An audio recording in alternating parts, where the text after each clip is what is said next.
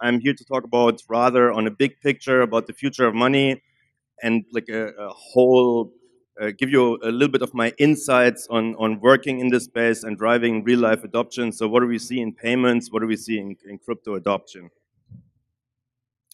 I mean, the trend is quite clear, right? If you look at where payment is going, you will see we're going away from cash payments more and more into digital payments. It's not that we can say like now we don't use cash anymore. And honestly, I don't believe cash is going away very fast. We will have it and we will still use cash all the way. It's going to take a long, long time. Yet, the market share or the transaction volume and transaction size of non-cash payments are rising constantly. And I mean, just for the sake of simplicity, no, this is the global transaction numbers, but there's a lot of difference if you look into certain regions, and especially in Asia, you see there's a very fast adoption of non-cash payments. But these non-cash payments are not really card payments, they are rather going more and more into mobile, right? So we have QR codes, we have NFC payments. Of course, that usually happens with a mobile phone. Personally, being in Bangkok and living there, I feel they even skipped the card payment. So it's very difficult to go with a Visa card and pay around in Bangkok because most people, I mean, they accept it, but you have to have like quite some spending in order for them that it makes sense with the fees that you have like enough transactions to being able to pay with cards, right? So what is happening instead is now we can see really a clear trend of QR code payments, and that's everywhere, right? So you can pay with your mobile phone in so many stores, and that's really rapidly growing. In terms of crypto, we have another angle, and our narrative essentially always was like, hey, we don't need banks anymore. We are like nobody can censor us. We don't need the government. We can do peer-to-peer payment, right? But let's be honest, right? That's not the real world, and that's now not how you really will pay a cheeseburger or how you really will pay your coffee with it. Um, we have a big advantage, right? I mean, usually the payment networks or the payment systems in these world, they are fee-based. They gain their money from charging fees either from customers or from merchants. So we from the crypto side of things, we can, I mean, we're creating our own money, right? That's awesome, and that makes like a totally new business model. We essentially don't need the fees anymore. We think, okay, the more people use our currency, the more the value of the currency will grow, and that's beautiful, right?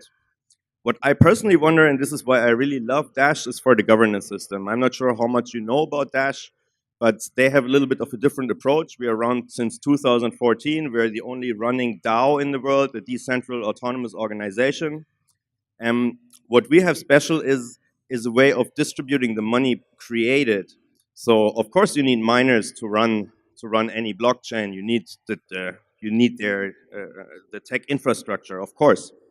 Um, in our case, we also have masternodes. Masternodes are kind of they have a governing function within Dash. Masternodes are people who stake 1,000 Dash, and by staking 1,000 Dash, they will get a return, which is around 7% annually, and they have the right to do voting. And what do they vote for? They vote for the last 10%, which is the treasury. So every development in Dash is paid from this 10%, the core team and all the teams around the world, right? So everybody can essentially say, okay, I want to work for Dash, I want to do something, and I can put a proposal online, and I can show what I want to do. And then people can vote for what I do. And what that does essentially is, hey, there is funding for business development.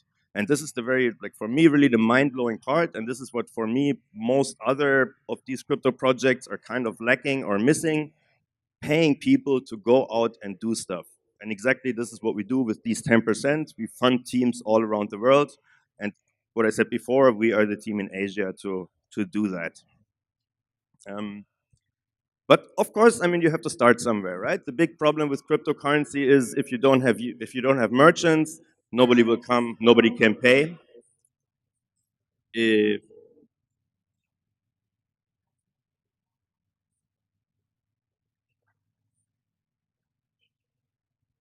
all right, so there's a chicken and egg problem. Either you don't have users or you don't have merchants, right? If you don't have merchants, nobody can pay. if you have merchants and the users don't come, the merchants will most probably lose interest and say like, why should I even take that, right? So you have to start somewhere, you have to start small, and this is what we did. We started with baby steps in Bangkok, where we started in Bangkok or in Thailand, and I mean, this can go for every other country in the world. There was nothing there, right? Actually, we started with the shops who claimed to accept Bitcoin. We went to every single one of them just by finding out like nobody really does accept Bitcoin. They all looked at us like, bits what? Like, we don't even know what you're talking about. So now we have like a very nice, healthy ecosystem in Thailand. And the very important thing is by doing that, you have to create a situation where you create on the one side happy customers and on the other side happy merchants, right? So that obviously bears the question, what is a happy customer and what is a happy merchant? If you look at the merchant side, I mean, there's what a merchant cares for. Number one and most priority is they care for their business. They want to make a good, they want to have a sustainable business. They want to have a legal business. They want to do it just in a normal way. Everybody of you would run a business, right? On the other side, there's the consumers. The consumers, what do they want? I mean, they want to have something cool, when something value for their money. They want to have a good experience when they do that. Actually, that picture I just showed you is one awesome vegan cheese and vegan sandwich store in Bangkok. So I come to Bangkok, try it out, get some dash there, and you can like have a really good time in many restaurants, right? And this is exactly the experience we want to create. We want to create like we want to have nice shops where people want to go and spend their money on the one side, and we want to have happy merchants on the other side, because they see if they work with us, they will get new customers, and they most probably get customers they won't have before, right? But if you look at what I just showed you, like maybe something pops up in your mind, like it has nothing to do with payment, what I tell you right now, or it has nothing to do with cryptocurrency, actually, right? So I mean, payment is everywhere, yet nobody wants to think about it, right? It just happens in the background. And why is that? Because payment is usually super boring. Nobody would like really think about, wow, this payment, I just had like this awesome payment experiences. This is not really how it works, right? And it even gets more difficult if you talk cryptocurrency.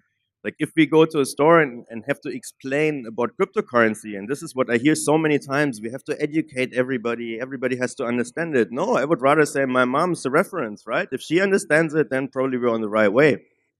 And this is why now, I mean, crypto is nice and we have crypto, but maybe it's not the main focus point, right? The main focus point should be, hey, we bring you more customers, we have a nice solution, we have a solution which is essentially less fees than the solutions you are used to.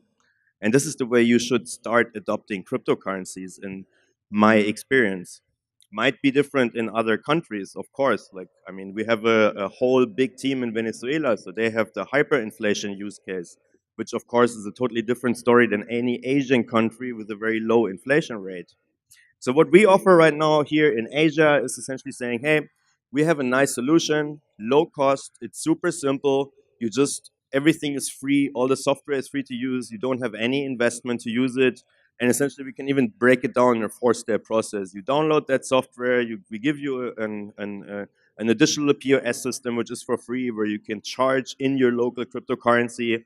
And then we even provide you the way to go out back to your fiat currency, because that's another very important lesson. Nobody wants to have a volatile cryptocurrency who runs a business. I mean, think about it, right? You have to pay your bills, you have to pay your stuff. Why would you take the risk of the money dropping down? And that's exactly what happened the last month, right? So probably the better option is give options, and give the option to say, hey, you can accept cryptocurrency, you can have these customers, and on the other side, fiat money comes out. Fiat money comes out in your local currency on your bank account.